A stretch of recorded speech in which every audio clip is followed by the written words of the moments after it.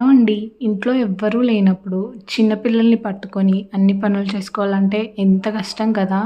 నిజంగా అనిపిస్తుంటుంది. ఆ టైంలో ఎవరో ఒకరు కనీసం పిల్లల్ని పట్టుకుంటే అయినా బావుండు అని. ఇంక మా పాప పడుకున్న తర్వాత వర్క్స్ స్టార్ట్ చేశాను ఈవినింగ్ టైంలో. ఫస్ట్ అయితే అంట్లన్నీ తోమేశాను. తోమేసిన అంట్లని ఇలా ఒక టబ్‌లో పెట్టేస్తాను. వాటర్ అంతా ఒడిసిపోయిన తర్వాత నేనన్నీ నా సామాన్ల స్టాండ్ ఉంటుంది కదా! దాంట్లో అరేంజ్ చేసుకుంటాననమాట. ఇంకా ఒకవేళ పచ్చిగా ఉన్నప్పుడు పెడితే అది తొందరగా రస్ట్ వచ్చేస్తుంది. ఆ తర్వాత నేను కొన్ని వాటర్ తాగేసి బట్టలన్నీ మడత చేద్దాము అని అన్నయితే తీసుకొని వచ్చేసాను. తీగల మీద ఉన్నవన్నీ. ఇంకొక్కొక్కటిగా మడత చేస్తా ఉన్నాను.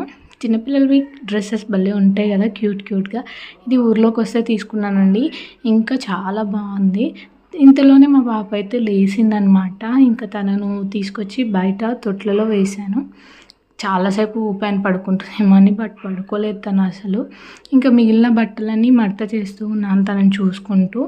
లేకపోతే అటు ఇటు ఎటంటే అటు వెళ్ళిపోతుంది. ఇగోండి బయట కుండ పెడితే అక్కడ వాటర్‌లో ఆడుకుంటుంది.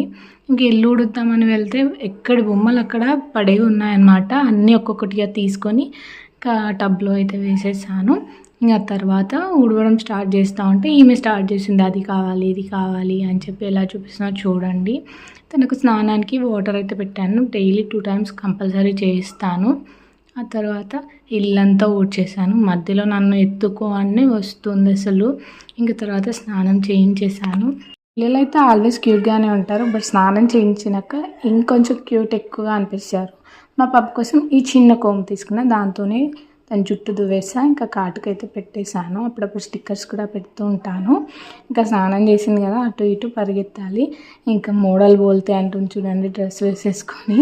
తర్వాత ఇంకా చిలిపి పనులు చాలా చేస్తుంది. ఇలా పైప్ పట్టుకొని వాటర్తో ఆడుతుంది. ఇంకేమేమో చేస్తుంది అసలు. బట్ వాళ్ళని వదిలిపెట్టాలి ఆడుకోవడానికి. బట్ మనం అబ్జర్వ్ చేస్తూ ఉండాలి.